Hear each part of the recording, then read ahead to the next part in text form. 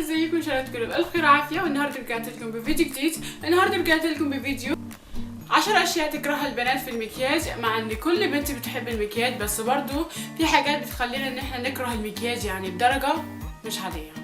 ويا رب يعجبكم الفيديو. لو انتم مش مشتركين في القناه بتاعتي اشتركوا في القناه بتاعتي، الزر الاحمر اللي تحت ده، ومتنسوش تعملوا لايك للفيديو عشان اعرف ان انتم حبيتوا الفيديو، واضغطوا على زر الجرس ده عشان لما اعمل اي فيديو جديد يوصل لكم كل فيديو. ويلا نبدا.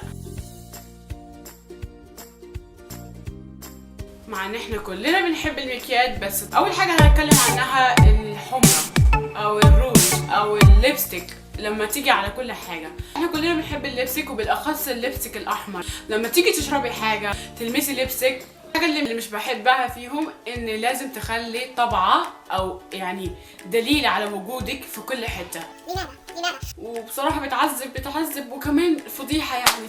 اي حاجه شفتك تلمسها خلاص طبع عليها الروج الاحمر. تخيلي تروحي مكان عام وتشربي ميه من كوبايه وحوالين الكوبايه كلها لبسك. ده يقولوا مصاص الدماء مش مكياج. ده ايه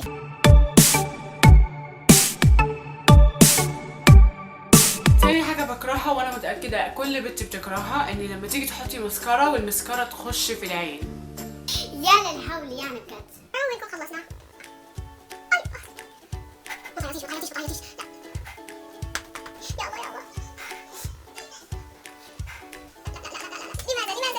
ويا ويلك لما تفركي عينك بايدك او تلمسي عيونك، يعني خلاص المكياج كله هيخرب، فتعملي ايه؟ تقعدي تولولي كده لغايه ما الشعور المزعج ده يروح. دي بصراحه من اكتر المعاناه اللي انا بكرهها، يعني بجد بكرهها.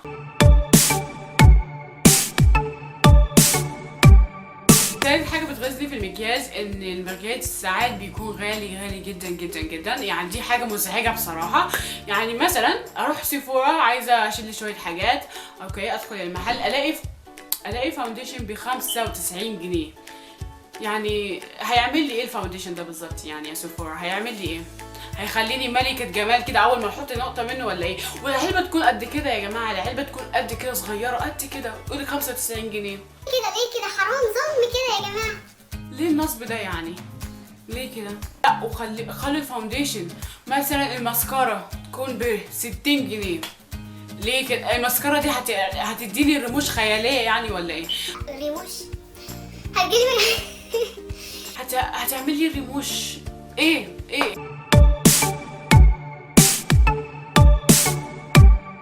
ان انتي ممنوع، مستحيل من سابع المستحيلات ان انتي تبكي وانتي حاطه مكياج، ولا حتى كحل ولا مسكره ولا اي حاجه، اي خرابه حطها في وشك مستحيل تبكي مهما حصل.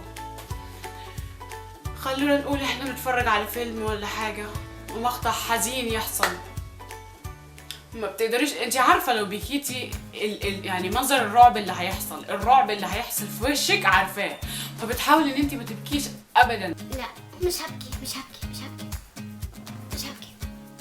مكياجي مش بيستاهل ان انا ابكي. انت مش تستاهل. لا ما تبكيش رانيا، اتفقنا ان احنا ما نبكيش. لا مش هنبكي، مش هبكي.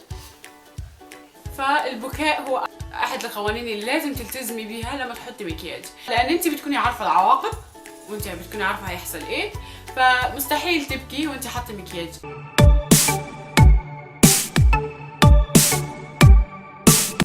دي حاجه ممكن في بنات بتكرهها وفي بنات بتحبها، بس انا من البنات اللي يعني بصراحه يعني مش بكرهها، بس برضو بحبها شويه، يعني مش قوي بس يعني بحبها شويه، واللي هي غسل الفرش.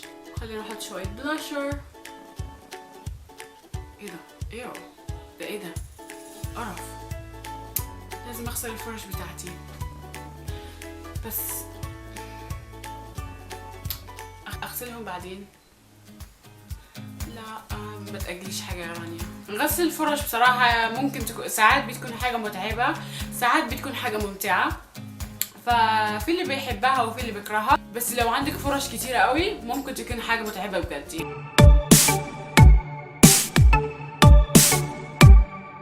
دي حاجة أنا بكرهها أوي لما تحاولي تركبي الرموش الصناعية وما تجيش. تركيب الرموش بيبقى زي مسألة رياضيات أو تخطيط، لازم يكون بيرفكت والا هيتخرب. احدى اصعب مسائل الرياضيات في المكياج. ركزي يا رانيا. بسم الله الرحمن الرحيم. اوكي اوكي لا بالراحه تعملي بنجاح. طبعا زي كل حاجه بيبقى في ايام انت بتحطيها بسهوله ورواق ويعني كده حتى انت بتنبهري كده بتحسي بالنجاح، وفي ايام بيبقى واحد نازل وواحد طالع لفوق وواحد الله اعلم. ثانية بتقطع القلب اللي هي لما المكياج يتكسر، البودرة، الإضاءة، أي حاجة لما تتكسر جزء من قلبك بيتكسر معاها، يعني مهما كان نوعه مهما كان هو ايه، المهم جزء من قلبك بيتكسر معاه.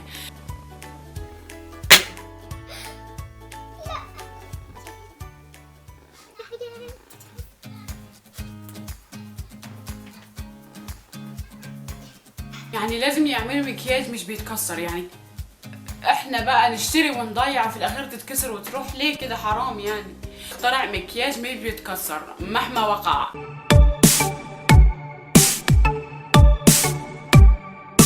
غلطة واحدة بتدمر كل حاجة، يعني دي حاجة بكرهها قوي يا جماعة، والحزين قوي ان هي بتحصل كتير، يعني بالذات لما تحاولي ان انت تخلصي الموضوع بسرعة، او مثلا بالصباح عايزة تطلعي المدرسة وتعملي مكياج بسرعة قوي، لا خربت. ويا ويلك لو تحاولي تصلحي الغلطة ديت بان انت تمسحي او تعدلي، لا يبقى كده خربتي كل حاجة. زي ما قلت لكم غلطة واحدة بتدمر كل حاجة.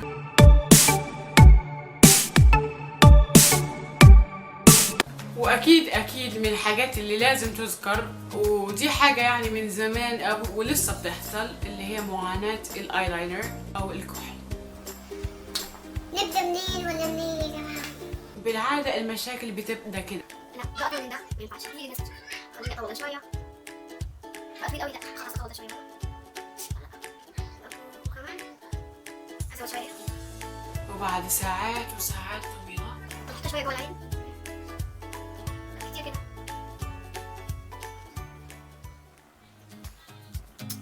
مش ظابطه اوف. يا ترى الناس هتلاحظ؟